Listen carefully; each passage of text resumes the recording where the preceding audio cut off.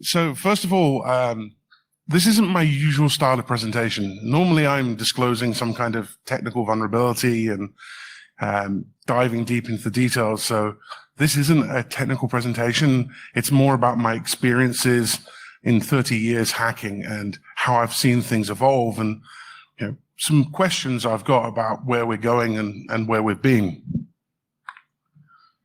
I also try to lighten up a little bit. I apologize if it seems like it's too light. So.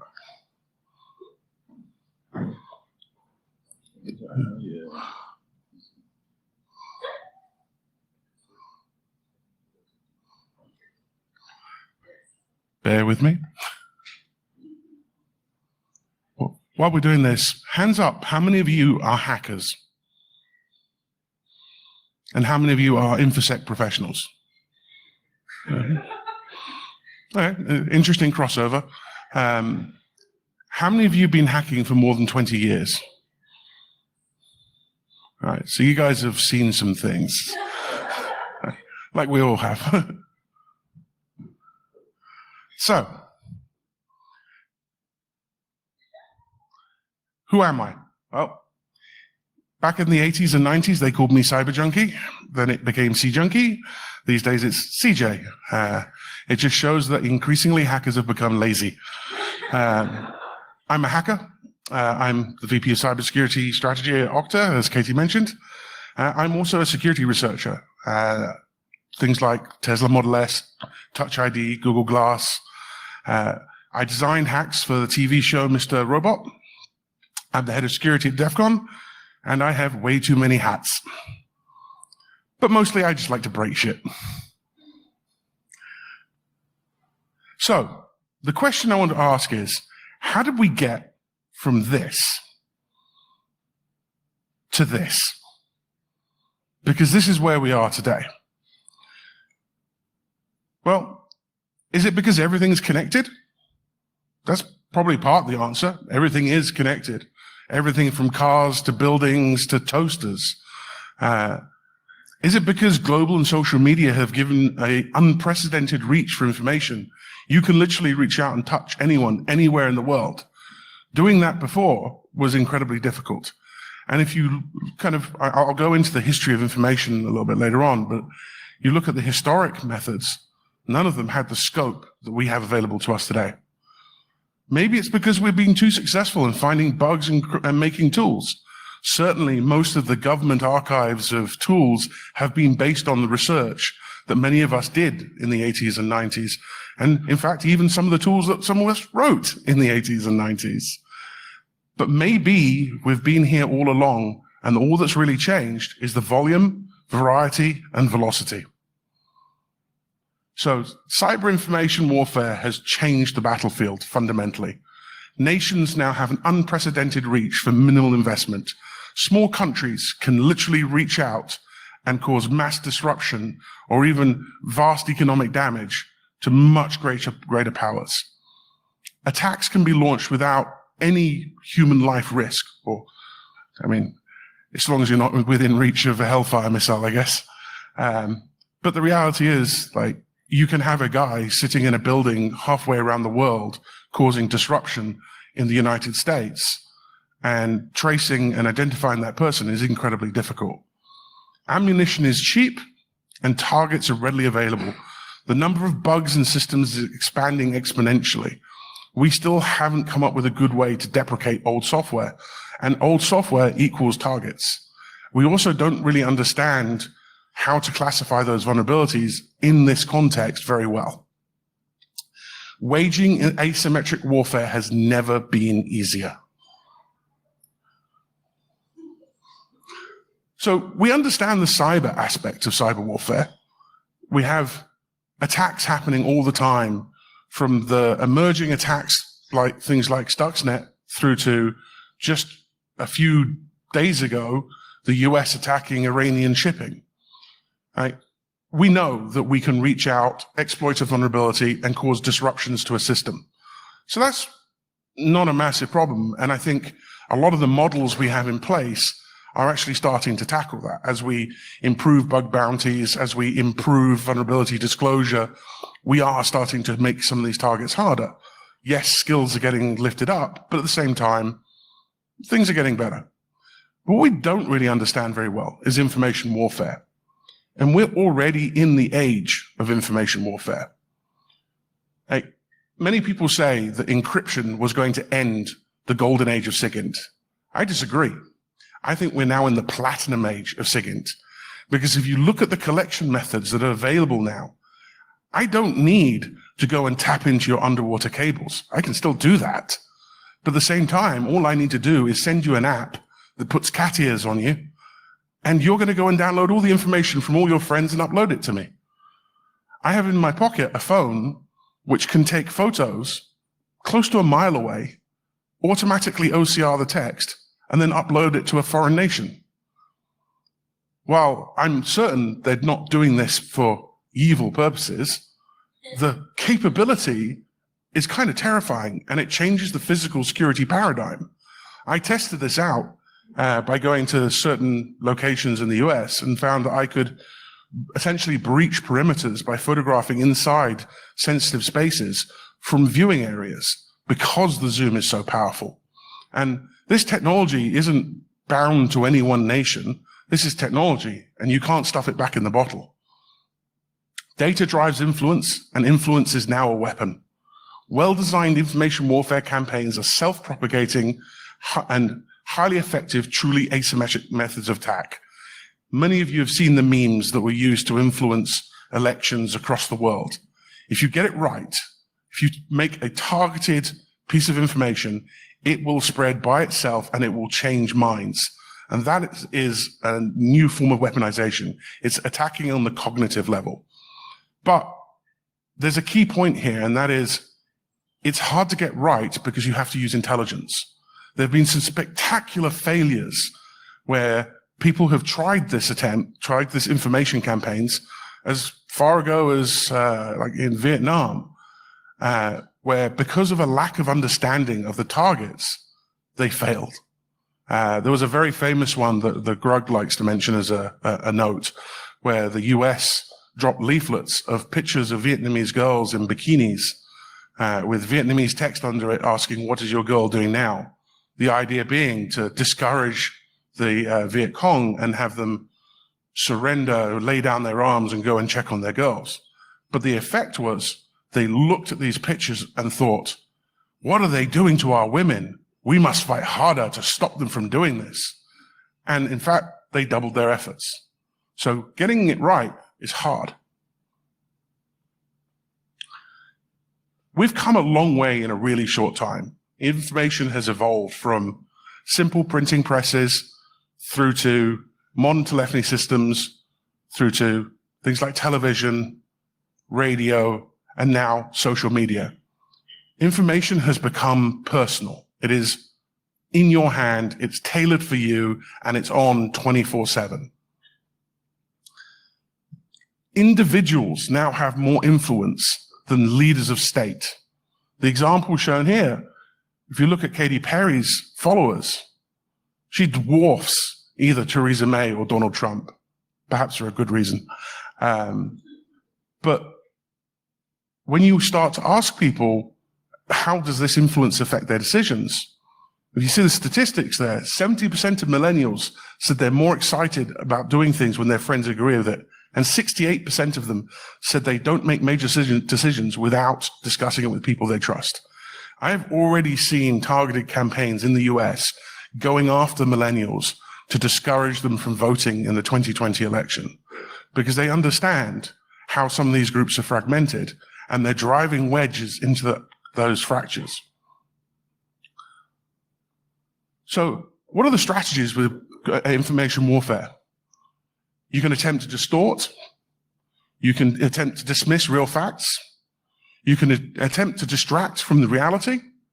You can attempt to leverage the fractures in a population and increase polarization, or you can attempt to dismay and terrify. And I'll focus on the last one with a kind of simple example. But first, how do you influence? Well, a country you can influence through diplomatic ties, through international links, through the military or through their economic connections. Business isn't that different. You influence through business deals, PR and advertising, mergers and acquisitions, or research and development and capital instruments. This is what I was mentioning before. You can leverage prejudice, misinformation, and fear to turn a simple information bug that would normally not qualify for a bug bounty, that would normally be marked as won't fix, to display information that can cause critical damage to a nation. Would you fly on an airplane or get in a car if that came up on the infotainment unit? Really? Any? Hands up? Anyone? It's incredibly easy to do. We used to make jokes in the 90s about popping up messages on screens, and suddenly now it's a critical vulnerability. As a result of this, hackers are now legitimate targets. We regularly see information in the news about attackers who've been labeled as enemy combatants being taken out. And in quite a few cases, they well deserve it. Right? If you go and involve yourself in somebody else's war, you shouldn't be surprised when they use the methods of war to remove you from the battlefield. But at the same time, it's kind of a disturbing change, possibly.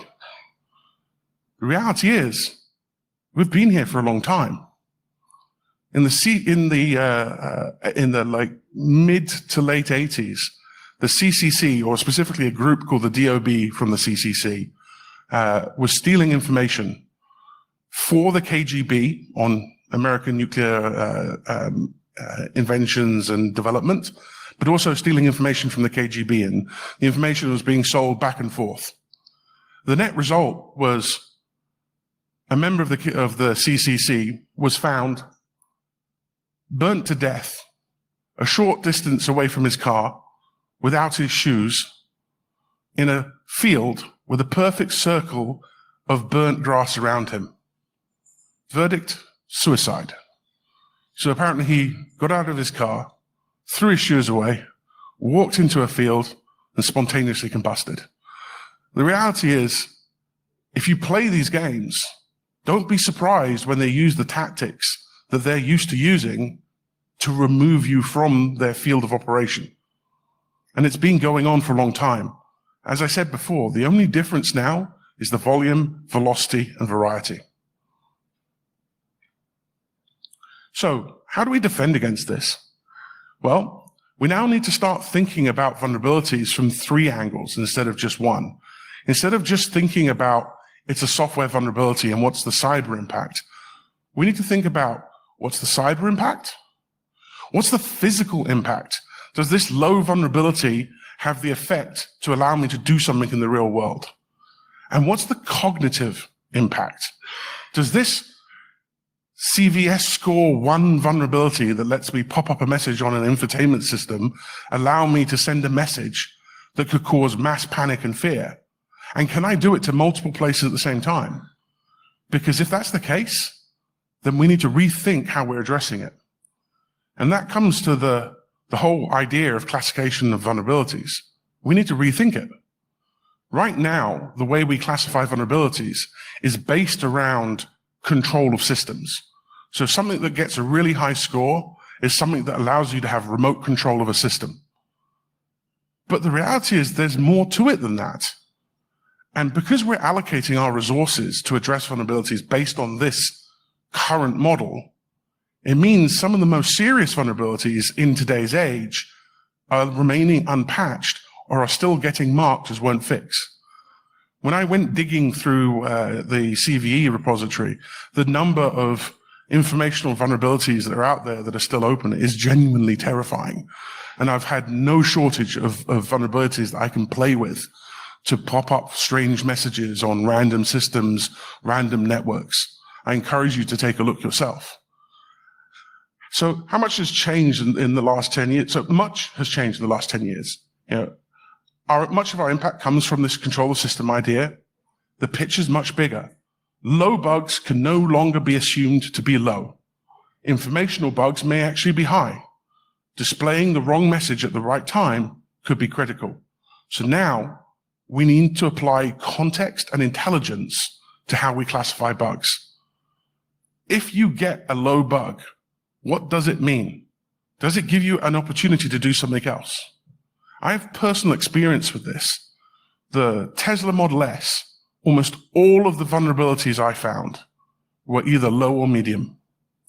But by chaining together a bunch of low vulnerabilities, I was able to gain remote control of the car. Tesla originally struggled to see what the issue was because they were all low, and they were allocating their resources based on things that were either medium or high. And I had to eventually show them the impact of chaining these bugs. That's an example from just a few years ago. There are plenty more out there. There are people working to change this landscape.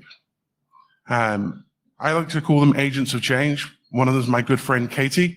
Another one is a good friend of mine called Sarah.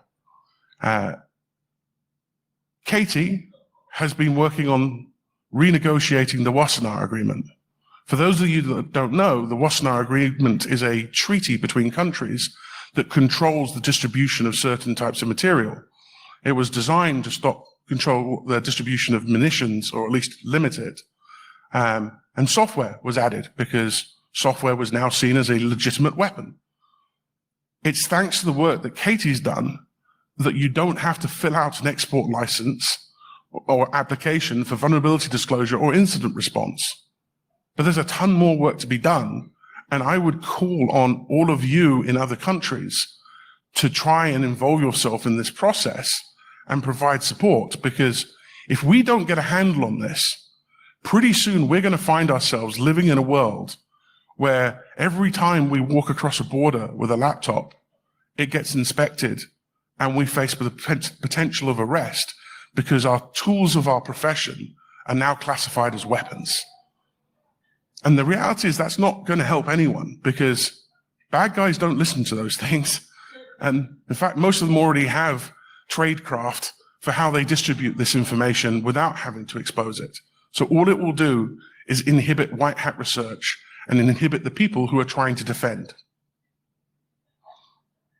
Sarah has been working on disinformation. And I'll show in a minute some of the work that she's been doing. They've formed a working group that's looking at how disinformation is distributed, how information campaigns are structured, and how we can counter them. Because it's actually a lot harder than you think. Stopping a cyber campaign is as simple as either patching the vulnerability or filtering out the traffic. But that doesn't work with information, because once an information campaign is in full swing, if somebody, let's say the government, steps in and pushes down hard, there's evidence that shows that actually increases the velocity of the campaign because people get more entrenched and push back harder. So there are inflection points that we need to learn about that allow us to redirect, change, or counter these campaigns. And the work they've been doing is in identifying that, and you'll see in one of the next slides. I'd also like to give a shout out to Pablo Brewer from SOCOM and the Donovan Group, who has been sponsoring and providing a lot of insights to much of this work and helping us get this work up-leveled into the right places. This is what they've produced. I wouldn't try to read it now. It's way too much information to just go over in a slide. But what it does is it breaks down information campaigns into artifacts. And these artifacts allow you to understand at what stage a campaign is at and what the right countermeasure might be to counter that campaign at that stage. It also allows you to understand the kind of campaign you're facing and potentially give you some insights to the origin of it. The framework's actually pretty similar to the attack framework that InfoSec has been using for a while.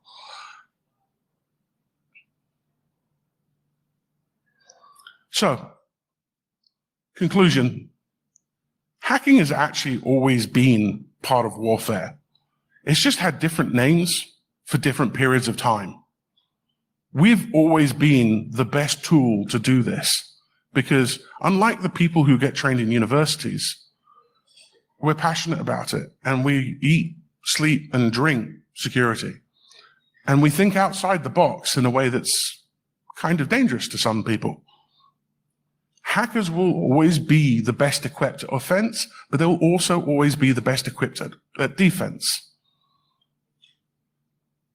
We as hackers also have to work on building the right landscape so that there's less risk and that we build trust. And that means we have to be really careful about irresponsible research. Like dropping O-days on companies or driving fear in industries actually just serves to hurt us, because without that trust, we're seen as the enemy. And we don't want to be seen as the enemy by everybody.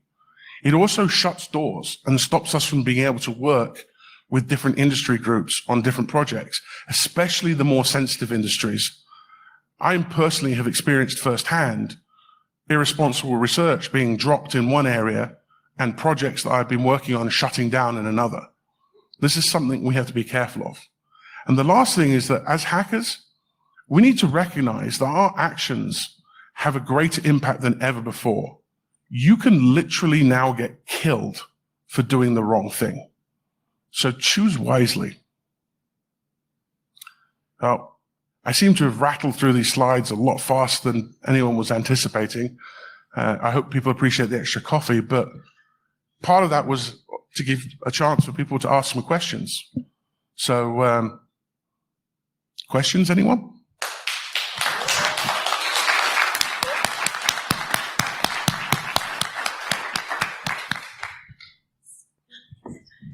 So, Marc, going back to the slides on Sarah-Jane and Pablo's framework, one of the things that they talked about last time they talked about this was that it was really important to recognize the misinformation early in the campaign, and that there were certain key points that you had to be aware of or be right on top of in order to divert misinformation or block it entirely.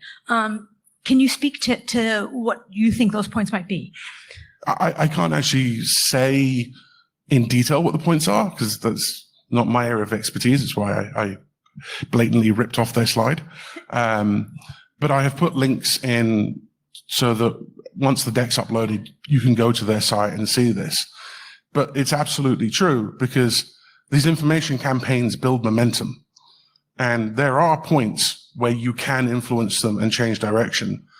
But if they get too much momentum, it gets increasingly harder to stop them. And you have to use increasingly more drastic measures to try and counter them. The worst thing, ultimately, is to try and stop a campaign that's in full swing.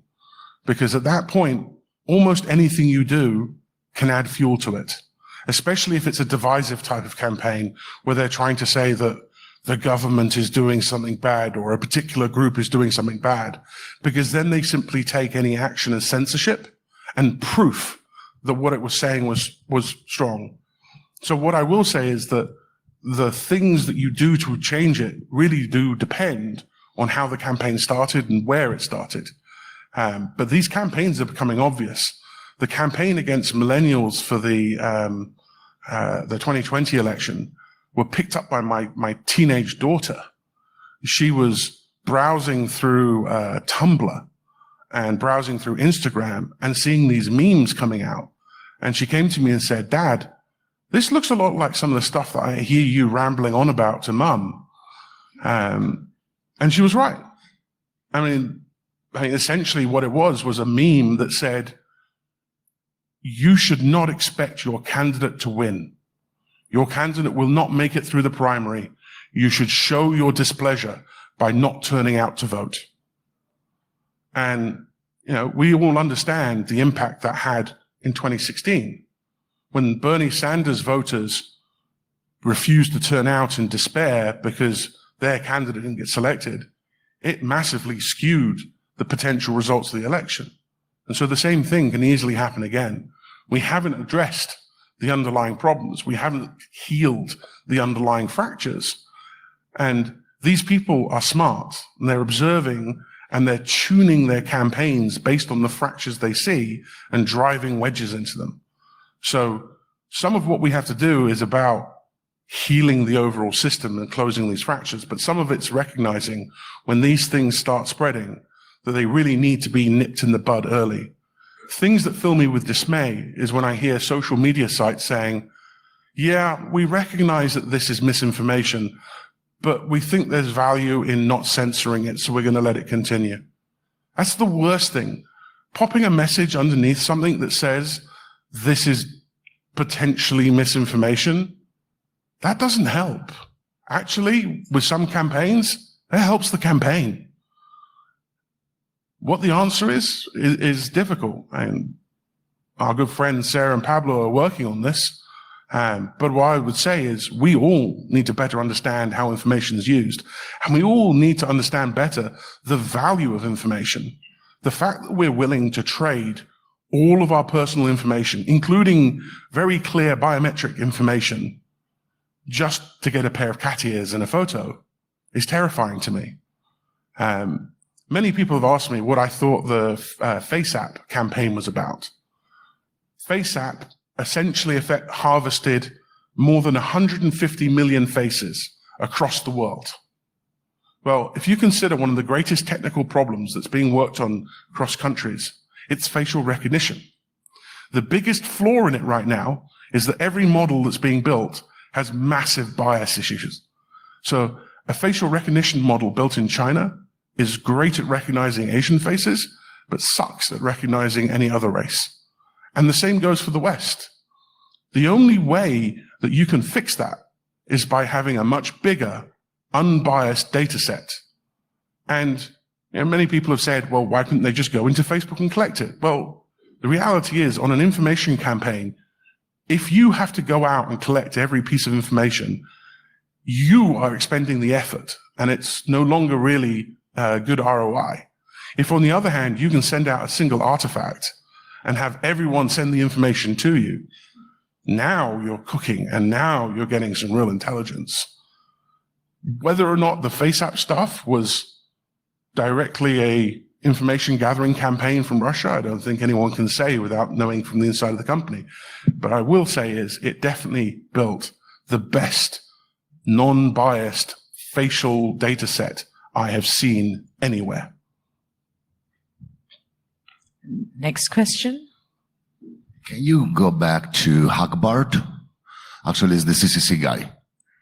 Because I'm going to ask you something that, Adan, maybe it's not a question to you or to us that we know the stuff, but it's to the audience.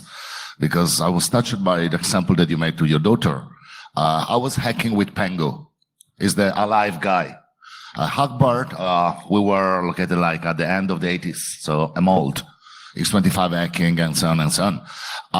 I think a few people, you guys know that because or thanks to these two guys, the cyber war world started like that in 1986. And not now, it's not anything brand new, but also digital forensics started from there, because from this incident, one of the most great books in the world is the Cuckoo's Egg. It's by Clifford Stoll.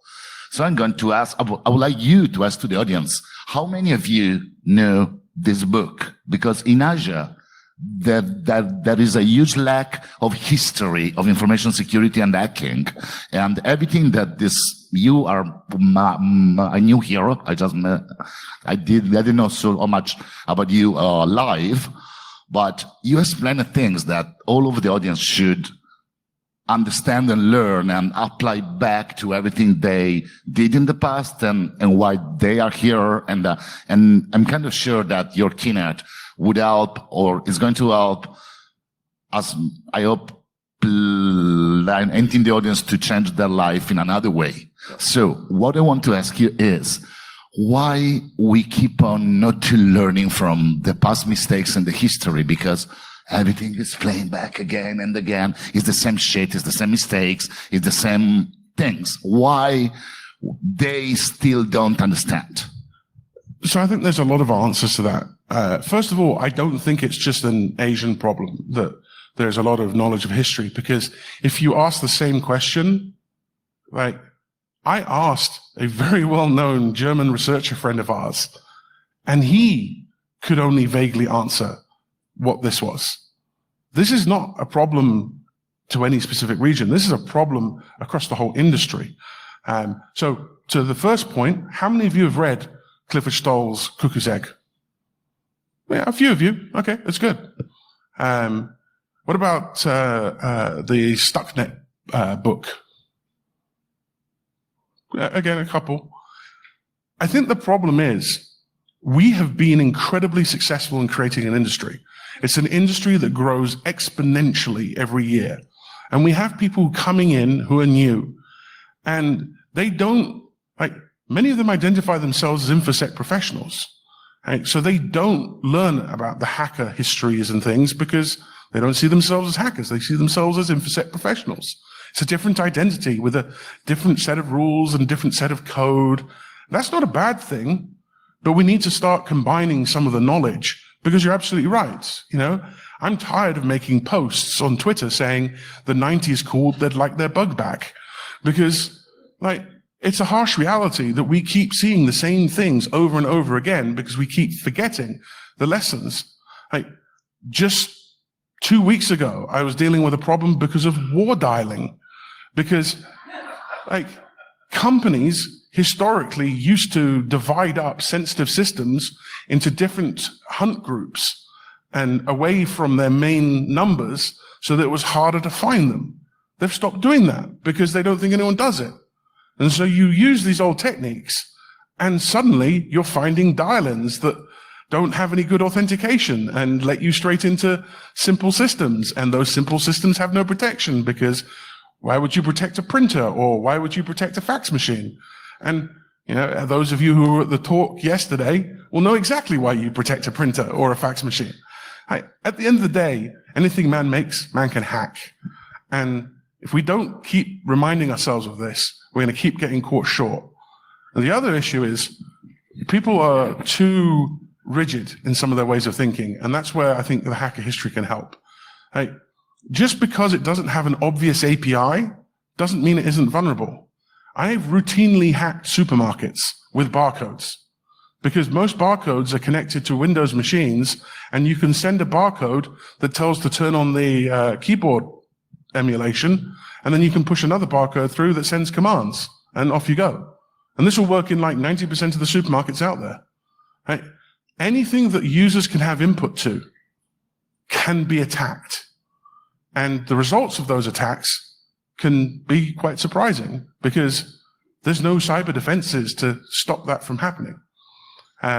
So I think the problem is just this influx of new people, and somehow we have to become archivists and preserve this knowledge and bring it out. I myself have been asking people questions. Like, here's a one. How many of you have heard of the 8LGM? 2 people. Did you know the 8LGM essentially started the whole concept of buffer overflows in Sun equipment, and that they wrote almost all of the early Sun exploits? They were one of the most prolific hacking groups of the 80s and 90s. Yeah, yeah. And I know them quite well. But many people don't realize that the British hacking scene flourished almost as much as the American hacking scene did, and around the same time. And because we're forgetting these things, we're losing chunks of history. That's why I was really delighted to see the book come out about the CDC. And I want to see more of these kind of books come out. I want to see this knowledge captured, and I want to see it become mandatory reading in universities, so people can learn where we came from, because there's a famous quote about not forgetting the mistakes. If you don't learn from the mistakes of the past, you're doomed to repeat them. Next question. How about we move on to the Slido series of questions? We have a number over there. Let's bring it up to the main screen. I think the first one may be a quick one. Well, technically, given that when he's typing most of the time, it's actually a Macromedia Flash animation of one of the researchers or technical assistants, like, for example, myself typing. Maybe not. But I tell you, he probably has a better grounding and stuff now than anyone else I've come across. In Hollywood. All right, moving on to the next one, which is now actually the highest voted question. Yeah, so this is the problem. The reason it was so successful is because we don't understand the value of our data, and we are willing to surrender it for trivial prices. And a lot of the time, we disassociate ourselves from the impact. So we go, well, you know what? It's only a bit of Facebook information. Why should I care? Well, you should care because if you are enabling someone to build a profile that includes you and your friends, bad things can happen. Now, there's a really good real-world example of this. Any of you heard of the story of the Golden State Killer getting caught? So the Golden State Killer was a serial rapist and murderer that was actually a police officer when he was doing it, but decades ago. And no one had caught him, but they did have DNA samples. And so what they did was they went to the DNA databases that all of you are submitting to find out what your percentages of race are, and they went mining. And they found distant family members of this killer by partial matching DNA profiles. And from that, they were able to identify a group of people likely related to him, and then they were able to drill in and find him. That's the risk of a relational database that links you to everybody else. Well, in that context, maybe the outcome's a good one. You know, a killer got taken off the streets. Consider that in terms of an intelligence operation. If a nation state is able to build a profile that knows who you talk to, when you talk to them, and can link you several links down the line, you may not be exposing yourself, but you may be exposing your family, your friends, all sorts of other people. And once that data goes out, you can't get it back. I don't care what GDPR says. Like, you try knocking on the door of a Russian company and tell them, hey, GDPR gives me the right to be forgotten. Not going to work. And we have the same problem with other countries with different privacy laws. If you give up that data, you have almost no idea what it can be used for. And this is what I meant by we need to understand information warfare better, because that means understanding the impact of surrendering this data so that we can better communicate to people. One of the best defenses that we can build is if we can weaponize our own citizenry against disinformation. If you can arm them with knowledge on how to recognize these artifacts, how to recognize these things, and what to do when they see it, that's the most effective way more effective than coming in with censorship or overreach to try and stop things from happening. Thank you. How about let's take one more question and we'll wrap it up. For the second question, the second highest voted, it's the one on top now.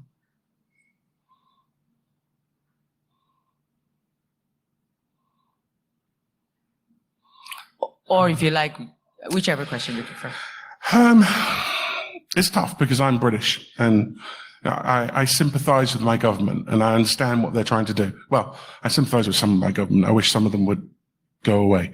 But you're not going to get me saying anything else. I am British after all. I understand why they're trying to do this, and anti-radicalization is a really tough problem. I'm actually working on it from a different angle. I don't think government-driven campaigns are likely to be very successful because they can just be twisted and used to drive and fuel some of this stuff. It may help in some small cases, but I don't think it's the solution that we're looking for. What I'm working on is trying to build a curriculum to be taken into schools to teach the kids about this sort of stuff, but also a second set of curriculum to teach teachers and parents how to recognize when kids are showing cyber potential, because we actually need to start hiring these kids early and putting them into classes where they're trained, because those kids are the future of our defense in the years to come. And if we don't filter them out, they're going to end up making the mistakes that I made and many of you made as hackers. Right? It's only but by the grace of God that I'm not in jail for some of the things that I did as a kid. Right? The mistakes you make as a kid today can have way more penalties. And so we have to catch these talented kids before they express themselves in a way that expresses them into jail. The same time, we need to also teach parents and teachers how to recognize this stuff because they're not equipped to deal with it. But if we can teach them the signs to look out for, we can help give them the tools to do something about this. And I think it's at that level that you're going to have much better impact at dealing with radicalization. All right, I think that wraps us up for the question and answer session. Marc, thank you very much for kicking us off to an amazing start at day 2 at GC. Can we go back to the slides?